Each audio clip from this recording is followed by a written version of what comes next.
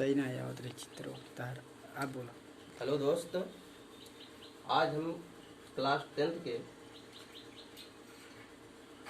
Math विषय के lesson first के बारे में यानी रियल नंबर के बारे में पढ़ेंगे।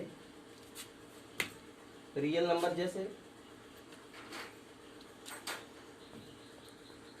रियल नंबर के बारे में पढ़ने से पहले हम कुछ और भी संख्याओं के बारे में जानेंगे जो हम पिछली कक्षाओं में जान भी चुके हैं और जानते चले आए हैं।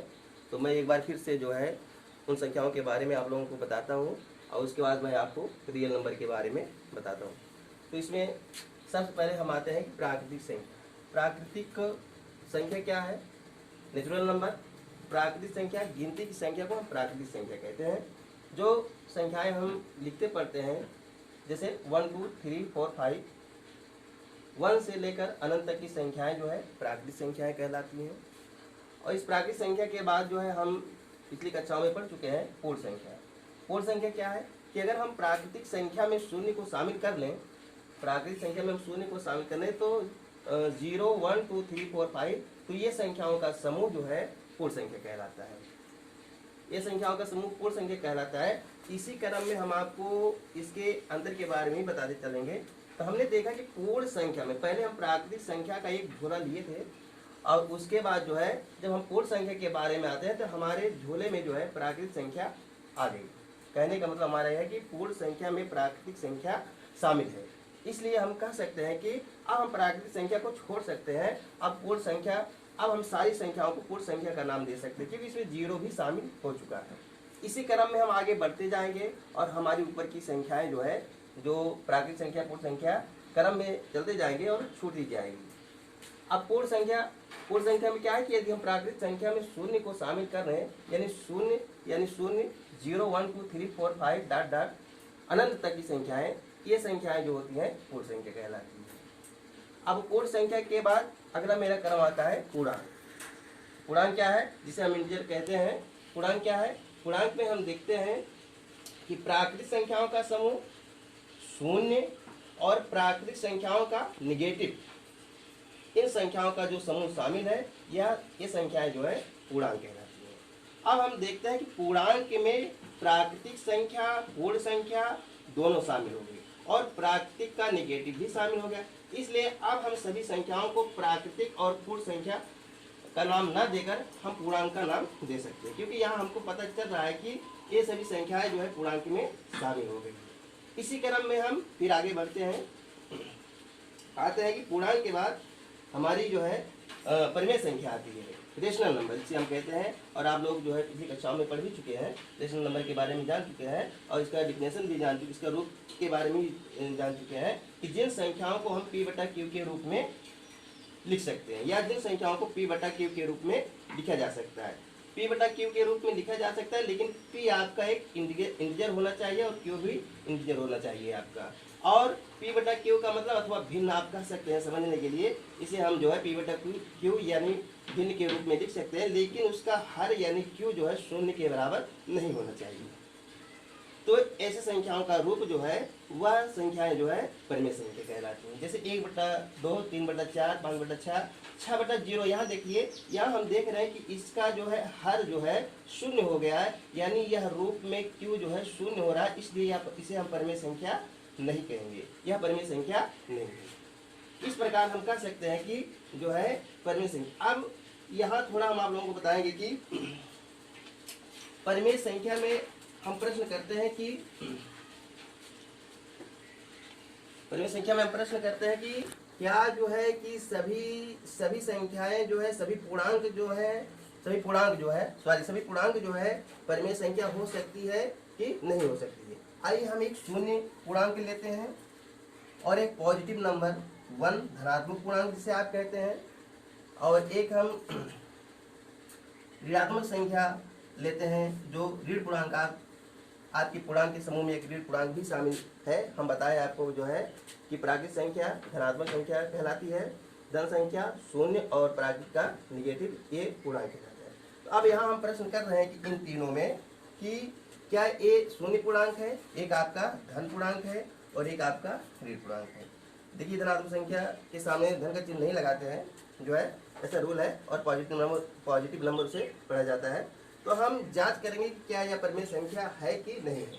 तो हम देखिए, हम जानते हैं कि जिसके नीचे कुछ नहीं होता है उसका हर यानी डिनोमिनेटर 1 मान लिया जाता है। तो हम यहाँ 1 मान लेते हैं।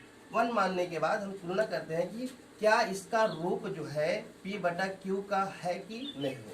तो हम देखते हैं कि P 0 है और Q 1 है, और इसमें P 1 है, Q भी आपका 1 है। इसमें P जो है -1 है, Q भी आपका 1 है। तो इसमें हम देख रहे हैं कि इसके हर जो है 0 नहीं है और बाकी ये P/Q के रूप का दिखाई दे रहा है। इसलिए हम कह सकते हैं कि ये तीनों जो है परिमेय संख्या है। इसका मतलब हम सिद्ध कर सकते हैं, इसके अनुसार, इस एग्जाम्पल के अनुसार हम कह सकते हैं कि सभी पूर्णांक, चाहे शून्य पूर्णांक हो, चाहे धन पूर्णांक हो, चाहे ऋण पूर्णांक हो, ये पूर्णांक जो है परिमेय संख्या कहलाती है। इसलिए हम कह सकते हैं कि सभी पूर्णांक की परिमेय संख्या है।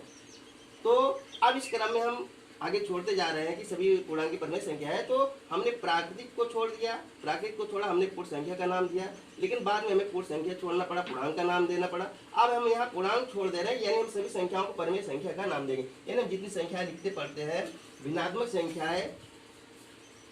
संख्याएं और ऐसी भी संख्या जो हम लिखते पढ़ते हैं, मल्टीप्लाई या गुणा भाग करते रहते हैं, ये सभी संख्याओं का नाम हम जो है पूर्णांक का नाम दे सकते हैं, यानी हम पूर्णांक कह सकते हैं। अब इसी क्रम में हम आगे बढ़ते हैं कि परिमेय संख्या के बाद जो है एक संख्या और आती है जिसे हम अपरिमेय संख्या कहते हैं, इरेशनल नंबर। अपरिमेय संख्या क्या है कि हमने यहाँ पढ़ा कि परिमेय संख्या किसे कहते हैं कि जिन संख्याओं को हम P/Q के रूप को लिख सकते हैं, और P और Q दोनों जो है क्या होने चाहिए, इंटीजर होने चाहिए। हमने आपको यहाँ समझाया था कि 0/1, यहाँ P 0 एक इंटीजर है, आप यहाँ पढ़ चुके हैं। 1 भी एक इंटीजर से है, और 1/1 यहाँ 1 एक इंटीजर से है, पॉजिटिव इंटीजर से है, और 1 भी जो है आपका यहाँ डिनोमिनेटर 1 है, 0 नहीं है, शून्य नहीं है। और यहाँ एक जो है -1 निगेटिव इंटीजर से है, और 1 यहाँ है, 1 यानी शून्य नहीं है, यानी मतलब हमारा कि हर इसका शून्य नहीं, यानी Q शून्य नहीं है। इसलिए हम यहाँ जो है ये मतलब पूर्णांक हुआ, और ये पूर्णांक हमने सिद्ध किया कि P/Q के रूप के लिखे जा सकते हैं, यानी सारे पूर्णांक P/Q के रूप के लिखे जा सकते हैं, और सारे पूर्णांक को हम जो है परिमेय संख्या बोल सकते हैं। इसलिए हम प्राकृतिक को छोड़कर पूर्ण में आ गए, पूर्ण को छोड़कर हम पूर्णांक में आ गए, अपूर्णांक को छोड़कर हम परिमेय संख्या का नाम देने लगे। इसी क्रम में हम आगे बढ़ जा रहे हैं। आप देखिए जरा इसमें कि अपरिमेय संख्या क्या है। अपरिमेय संख्या जिसे हम P/Q के रूप में नहीं लिख सकते हैं। P/Q के रूप में लिखने का मतलब है कि न P पूर्णांक नहीं हो सकता है, Q पूर्णांक नहीं हो सकता है। तो अपरिमेय संख्या रेशनल नंबर में जैसे √2, √3, √17, ये संख्याएं जो है अपरिमेय संख्याएं आती है। ये सभी संख्याएं जो है अपरिमेय संख्याएं कहलाती हैं। यानी जिसे हम √2 को हम एक इंटीजर नहीं कह सकते, पूर्णांक नहीं कह सकते हैं, इसलिए जो है हम इसे जो है परिमेय नहीं कह सकते हैं, इसे हम जो है अपरिमेय कह सकते हैं। तो दोस्तों, बस आज आप लोग ये संख्याओं के बारे में अध्ययन कीजिए और एक सुंदर फेयर तैयार कीजिए। बाकी हम जो है अगले टॉपिक पर जो है हम आपको रियल नंबर के बारे में बताएंगे। अब यहाँ हम आप लोगों को एक थोड़ा सा हम डायरेक्शन दे रहे हैं कि प्राकृतिक संख्या को छोड़ दिया हमने, पूर्ण संख्या प्राप्त किया, पूर्ण को छोड़कर पूर्णांक प्राप्त किया, यानी हम सभी संख्याओं को पूर्णांक कह सकते हैं। पूर्णांक को छोड़कर हमने परिमेय संख्या प्राप्त की, यानी हम सभी संख्याओं को परिमेय संख्या कह सकते हैं। इन लोगों को छोड़ दीजिए, यानी इन संख्याओं को छोड़ दीजिए। परिमेय को छोड़कर हमने जो है अपरिमेय संख्या प्राप्त किया। अब हम रियल नंबर के बारे में आपको बताएंगे। तो रियल नंबर है क्या? रियल नंबर का मतलब होता है कि जिसमें परिमेय संख्या और अपरिमेय संख्या दोनों शामिल होती है, वह रियल नंबर कहलाती है, वास्तविक संख्या कहलाती है। इसलिए हम रियल नंबर वास्तविक संख्या में कह सकते हैं कि परिमेय में तो सारी संख्याएं आ गई जो है, और रियल नंबर में अपरिमेय भी शामिल किया गया, यानी सारी संख्याएं, जितनी भी संख्याएं हम लिखते पढ़ते हैं, हम कह सकते हैं कि वह रियल नंबर है। बाकी हम आप लोगों को जो है अगले टॉपिक के लिए अगले दिन हम आप लोगों को रियल नंबर के बारे में बताएंगे, और उसके बाद एक्सरसाइज 1.1 के बारे में आपको बताएंगे।